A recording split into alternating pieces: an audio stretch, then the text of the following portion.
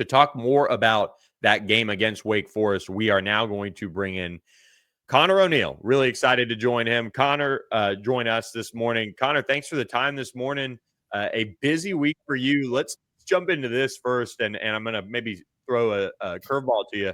But Duke basketball back on the hardwood in Cameron Indoor, obviously buzz building around the Blue Devils already. What were a couple of your major takeaways on them from earlier this week? You got to start with Cam Boozer looks every bit the next supernova freshman for Duke. It's going to be an impossible comparison to make to Cooper Flagg, because I was on record last year saying Cooper Flagg is the best college basketball player I've ever seen, just from the scope of every way he was able to impact the game. I realized that might fall on some deaf ears, especially in Dallas after last night's game. But Cam Boozer, man, 33 points on 19 shots and 12 rebounds. I think he even had 4 assists. I mean, he has more of a look of Paolo Banchero, where he just looks like a grown man playing against players that are 3 and 4 years older than he is. Just a ready-made body. The other, there's some other things. I thought Duke's second best player was freshman Nicholas Hamenia. I feel a little bit lied to, because we got a preseason scrimmage that we got to see in early August, and then Duke does their version of Midnight Madness is called Countdown to Craziness, and they do like a 12-minute inter-squad scrimmage. And both of those times, I did not see the version of Nick Kamenia that we saw against UCF. Like, he was a whirling dervish of rebounds and drawing fouls, and his shot wasn't falling, and he still had 14 points. So it's another Duke team that is pretty much a national championship contender. Their margin for error is nowhere close to as large as it was last year. There are some concerns when they only have one legitimate 5 available to play, and they're still waiting on Malik Brown to be back from his knee surgery. Their guard play gives me a lot of questions, especially at the lead guard position. Like, we don't know if Caleb Foster, if it's going to come together for him, or he's going to have a struggling junior year. We don't know if Caden Boozer is going to be a one and done, or if he's going to take a little bit of time to grow into the role. And their schedule is not going to let them grow into anything. Like, they play the toughest non-conference schedule I think I've ever seen. So it's another team that they'll be at the top of the ACC. I think I picked them second. I think I picked Louisville number 1. But yeah, we're fired up for basketball here on Tobacco Road. No doubt about that, and you'll be there to cover it up every step of the way for them on the Duke side of things. We appreciate you joining us this morning. Let's get to SMU, headed over to Wake Forest, a Wake team that probably feeling pretty good about themselves the first year of the Jake Dickert era. You got Damon Claiborne. Let's talk about him right off the bat. SMU's run defense, one of the better ones in the country right now. What they did to Clemson, no yards in the second half on the ground. But this is a different animal. Top 25 in the country in yards per game, and I believe yards per carry as well. So a really, really talented back that Wake Forest has there. He's averaging 7.81 yards per carry, which is 4th in the NCAA. He is just dynamic. How do you slow down Damon Claiborne if you're SMU, and what makes him special? To start with the last part, every time he touches the ball, he's a threat to score. He has game-breaking speed. He has the center of balance that you need as a running back to take hits and keep going forward. Not even sometimes you feel like he gets faster if he gets hit. We saw it coming. He was really good in a limited role as a freshman. He was off and on as a sophomore, and then last year was really his breakout season where he got the full scope of carries. And he had a 1,000-yard season for a 4-8 team. Like, that team was not running the ball that often because they had to throw. They were behind in a lot of games, and he still managed to put up 1,000 yards. This year, I think he's 3rd in the ACC in rushing yards. He's basically played 4.5 games. Their season opener, he played 4 snaps against Kennesaw State because of a ribs injury. And then he got knocked out of the Virginia Tech game at halftime with I think it was a leg or a knee or an ankle or something like that, lower body, if you want to go with the hockey term for it. And he scored a touchdown in overtime against Georgia Tech. He had to come out for the 2-point conversion play that Wake didn't get to win the game. And his left shoulder was like dangling at his side. There's photos from him at the Oregon State game where he's got a big wrap on his left shoulder. Like, he has been banged up throughout the year, and he's still putting up monster performances. He is without a doubt the most important player to Wake's offense. I mean, I think 98% of the time you're saying that that's a quarterback. Damon Claiborne is the most important player to Wake's offense. He is everything that stirs the drink. Getting him going is kind of priority number one. How you stop him, I think it's just throw as many bodies as you can at him, load the box. He's still going to have the chance to break a tackle at the line and get to your second level and break you. But I think that's just kind of the risk you take. You certainly don't want to have a light box against him, because once he gets into the open field and starts churning, he's really tough to bring down. The quarterback situation. I was going to make everybody wait a little bit for this.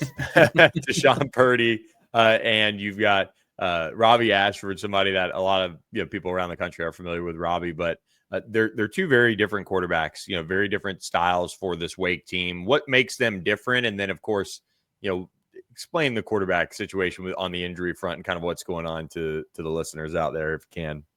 What makes him different is Robbie's a lot more of a runner. Deshaun, I think, can run. We had offensive coordinator Rob Ezell telling us earlier in the week that he doesn't have to change the system and change the plays they call. I'm not saying he's a liar. I think that's just something that offensive coordinators and coaches are just kind of conditioned to tell us at some point. I think the next coach who says, yes, we do have to change our offense based on the quarterback that goes in, that's going to be like the breaking news story. So Robbie's more of a runner. Deshaun Purdy has a electric arm. That thing, I don't know how exactly to quantify or qualify arm talent, but he has it. He makes some throws. He did in fall camp. He did against Oregon State in Wake's last game, where it really you get the sense of, oh yeah, that's why Florida wanted him to be DJ Lagway's insurance policy this year. Now both of them, what they do have in common, they can be a little erratic, even on the short like screen passes or anything underneath. I mean, they still have the ability to throw it at a receiver's ankles or throw it 10 yards over their head. It can get a little weird. Robbie Ashford threw a pick 6 against NC State where he was pressured and threw one to a receiver who was crossing basically at the line of scrimmage, and it was a pick 6 by a 290-pound defensive tackle. They get a little – they misfire more often than you probably like. Robbie missed the Oregon State game, and that was Deshaun Purdy's first start as a deke, with a injury to his right hand. I believe it's a thumb injury. So that was 2 weeks ago. He's been out there practicing this week. Jake Dickert told us earlier in the week that they'd kind of evaluated as the week went. They needed to see where he was at. Tonight, obviously, we'll get the injury report here in about 11 hours or so. So we'll see. I kind of expect him to be listed the same way that they listed him. I think it was Virginia Tech. They listed him as questionable in the 2 updates in the 2 days before, and then he was a game time decision when that game day update rolled around. So that's where I would expect him to be. I think they know both of them can win. Obviously, like Deshaun Purdy goes out and throws 4 touchdowns and goes to Oregon State. It's Oregon State. It's a team that's 0-7 and fired their coach, but it's still an FBS program. It's still either a Power 4 or Power 5 or just a Pac-2, whatever you want to call it. And they know Robbie Ashford is a tough kid. He's the performances that he had to get them to where they were against Georgia Tech, to come back in the game against Georgia Tech after he left the game for a few series with an injury. I can say a lot of critical things about Robbie. I can also say that he is one of the toughest players I've ever covered. Yeah, he's been on a journey, and he seems to have found a great spot there with Jake Dickert at Wake Forest. And I think for him, having a guy like Chris Barnes as well is a lot of fun. A guy who's playing a team from his home state. Chris Barnes, a former Houston North Shore product, one of the most electric players really in the ACC for sure. How is that dynamic emerged this year in this offense, and just kind of how do they use him across the formation maybe, or do you see him in the backfield at all with his size and things like that? Yeah, they'll motion him to the backfield. They'll run him on jet sweeps. I think he's got 7 rushing attempts this year, and I don't think many of those are like screen passes that travel 20 yards to the boundary or anything like that. They'll bring him in motion and hand him off on jets and stuff like that. Anything creative that they can do to get the ball in his hands and get him out in space, they want to do it. We had some fun earlier this year. We were asking basically who wins in a foot race between Chris Barnes and Damon Claiborne. And it was early enough in the season. I think we were actually asking Robbie about it, and Robbie gave the slight edge to Damon. Maybe that's an experience thing. Maybe that, it's a senior versus a redshirt freshman. But there's no doubt in my mind next year, Chris Barnes will be the fastest player on Wake's team. It's funny too, because in fall camp, you would have said Carlos Hernandez, the transfer they brought from Washington State, was this team's best slot receiver. Like, it was very clear he was going to be the guy in the slot. And they put him out there in the first couple of weeks, and he had some drops, he had some penalties, he had some MAs, and that coincided with Chris Barnes having a kick return touchdown against NC State. He got loose against Western Carolina for a long touchdown. He just proved to be a little more reliable early on, and Carlos has kind of turned his season around a little bit. He's had some more meaningful catches in the last few games, but Chris Barnes has stayed electric and consistent, and that's kind of the guy that they want to get on the perimeter and get him matched up one-on-one with people so he can make a miss. Yeah, the efficiency of this Wake defense this year is really something that is impressive. Nick Anderson is obviously a key, for them as well. They've got some good talent up front. Do you think this is like a legit team? Like, are they playing, to your mind, as a legit team, or is this kind of more of a product of the schedule and then kind of playing Georgia Tech really tough? Should have obviously beat them. What's your take on the overall complexion of this team going into the back half or later half of the year? I think part of it is the schedule. You can't ignore the fact that their last 2 games were against a team that fired its coach and a team that fired its coach the day after playing Wake Forest. So there's no beating around the bush. Hell, Kennesaw State is a lot better than we all thought they would be. I think they're 5-2 now, but they had a 10-9 win in the opener, and we're all saying, oh my God, if they can beat Kennesaw State, a team in its first full season of FBS football, 10-9, what is this going to look like? The thing that I keep harping on is this staff has gotten the team to buy into the identity that they want much faster, at a much more rapid pace than I thought was possible. I thought it would take a year to kind of really bake into this program how physical they would need to be and how tough they would need to be. And we already see it. It's there. They win up front with a offensive line that was cobbled together through the portal, with a defensive line that they had. Their defensive line, like a lot of places, they had to, especially on the offensive line, they had to replace transfers out. Like 4 of their offensive line starters from last year all transferred, and they all transferred to P5s. It's not like they were bad players. Like they're all starting and playing well for new schools. Their defensive line, they all were seniors, so they needed a new defensive line anyway. And they brought in some of these guys that are just they're game wreckers up front.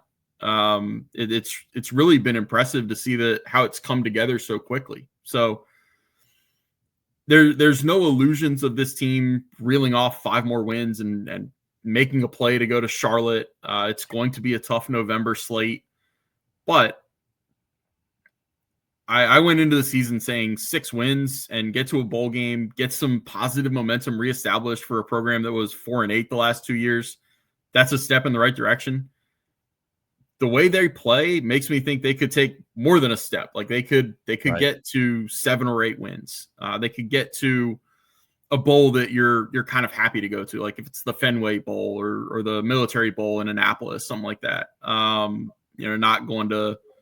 I don't think Shreveport is in the ACC bowl rotation anymore, but the Shreveport equivalent. They're not going there anymore. And that's a really positive move for this program. What's your prediction for Saturday? Does Wake pull the slight upset, but do they pull the upset or does SMU continue to kind of show that they've gotten right since getting back into conference play? I can't. I think it's SMU. I think Kevin Jennings is a dynamic quarterback. I saw SMU win a game last year that they turned the ball over 6 times, and somehow Duke did not score a point off of those 6 Crazy. That was the craziest game I've seen in person. Truthfully. I never want to see another team go 6 in the takeaway category and 0 in the points off takeaway category. Like even if it's not a team I cover, like that's just like something cruel. That was a crime against football last year. Yeah. But I think SMU is the more complete team. I think their defensive front is going to give Wake's running game a lot of problems, and that's going to make it so that Wake is going to have to throw the ball to win. And I don't know if they've thrown the ball to win a game yet this season, even with Damon Claiborne being banged up some. So I would lean SMU. I do think it's going to be close. The one thing we've learned about this Wake team, like they will fight you tooth and nail. And I think that's going to make for a competitive 4-quarter game. Let me end on this because I do want to end on a little positive note for your listeners out there on the Wake side of things, you covering them. Jake Dickert, the job he's done as a whole and how he's leading Wake Forest into this new era. One, great hire from what it looks like, early returns. What has he done to kind of maybe change a little bit of the mindset about Wake and just kind of how Wake approaches things, if any, and kind of pushing this program to a program where, okay, maybe they can kind of hang around, not that they haven't this year, but really hang around and sustain long-term a little bit, almost like be at a Duke level of expectations in a sense. Yeah, well, Dave Clawson had a GM. Dave Clawson's GM was the former wide receivers coach, Kevin Higgins. It seems like Rob Schlager, who is with Jake Dickert, comes from more of the financial movings and dealings that you need with a GM. More than anything, the energy around Wake changed. Dave Clawson did some things at Wake Forest that a lot of people would have thought were impossible in this day and era of college football. And you can't take that away. But this was a program that was kind of down in the dumps the last 2 years. I mean, they went from being ranked in CFP rankings in 2022 to a 4-8 record in the last 2 seasons. They've beaten we talk about SMU's long regular season ACC winning streak. Wake hasn't had a home ACC win since 2023. In the middle of October even. So this is a program that needed an energy shift. It needed kind of a recalibration. Players needed to be excited a little bit more. And that's more than anything what Jake has done for Wake. There's always going to be this perception of Wake that it's the little engine that could. Jake told us last week that he kind of doesn't like that. He told the team, like, should we really be satisfied with everybody patting us on the back for being 4-2? Like, we have 2 losses, even though the Georgia Tech one. Yeah. We talk about the offside call and the non-call or whatever. I mean, he certainly does not want Wake to be satisfied with where they are. There's part of me that thinks I'm skeptical of whether Wake can ever be a 10-win team year after year after year after year. I don't know if that can be accomplished, but I do know Jake is going to fight like hell to do it. And then kind of that's a good mentality for Wake to have, even if it feels like it's an impossible fight. Conor O'Neill doing it all for us on on3rivals.com. We appreciate all your time this morning. Devils Illustrated is where you could find his work on Duke. And, of course, you'll be covering the Demon Deacons this weekend as they take on SMU at 11 a.m.